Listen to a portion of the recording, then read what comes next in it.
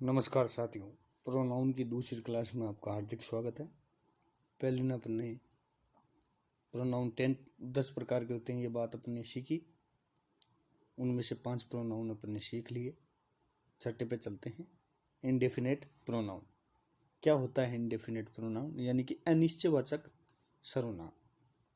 अनिश्चयवाचक सर्वनाम का अर्थ होता है साथियों वह सर्वनाम जिसका पता नहीं हो, भाई निश्चितता नहीं हो, यानी कि वह सर्वनाम जो किसी विशेष व्यक्ति या विशेष वस्तु की बात नहीं करता हो। जैसे somebody has stolen my watch, किसी ने मेरी घड़ी चुरा ली। अब पता नहीं किसने चुराई है, यानी कि अनिश्चयवाचक है, ये पता नहीं है किसके बारे में बात कर रहा है।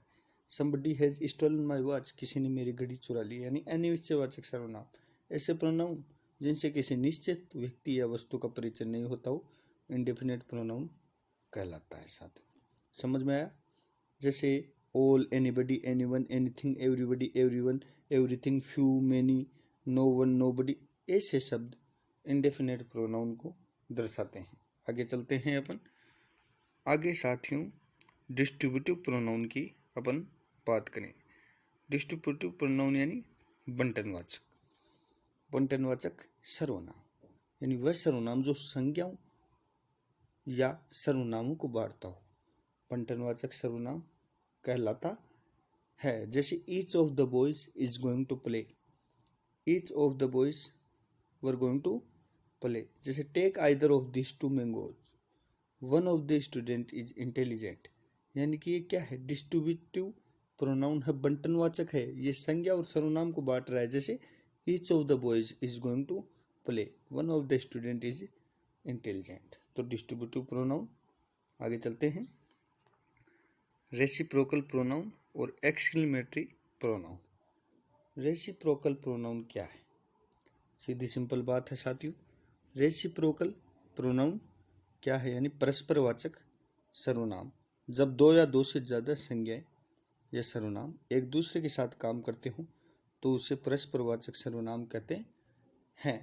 परस्परवाचक सर्वनाम होते हैं जब दो या दो से ज़्यादा संज्ञाएं या सर्वनाम एक दूसरे के साथ काम करते हो। जैसे both of them help each other, both of them help each other में एक से ज़्यादा कर रहे हैं, दो से ज़्यादा। All of them help one another, यानी दो से ज़्यादा सर्वनाम और संज्ञा मिलकर काम कर रही हैं, वो क्या है? रेसिप्रोकल है।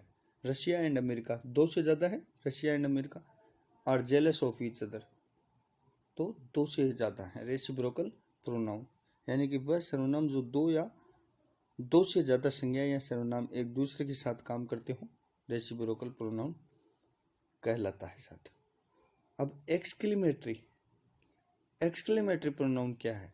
एक्सक्लेमेटरी प्रोनाउन है साथियों, ये देखिए, एक्सक्लेमेटरी प्रोनाउन है the pronoun that are used as an exclamation, यानी विस्मयादिबोधक, यानी जो एक्सक्लेमेशन दर्शाता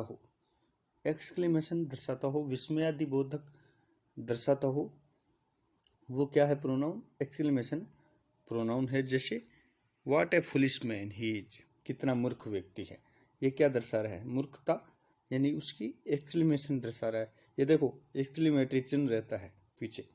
what you lost the purse, what A foolish man he is, यानी कि एक्सक्लेमेटरी प्रोनाउन। व्हाट शब्द का प्रयोग ज़्यादा, इसमें व्हाट एक्सक्लेमेशन दर्शाने के लिए व्हाट का प्रयोग किया जाता है साथियों। तो अपने 10 प्रकार के प्रोनाउन पढ़े।